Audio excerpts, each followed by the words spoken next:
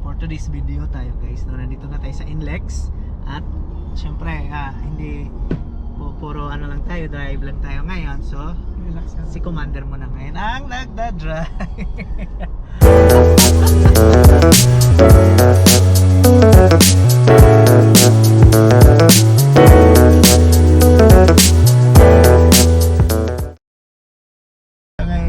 So road trip kami, papunta kami ng Tagaytay.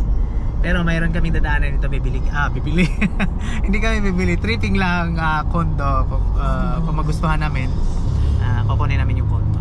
So ayan, dito kami ngayon sa NLEX. So dumaan lang kami. First time niya to magdadrive ng NLEX. So dahil first time niya, iba-vlog natin.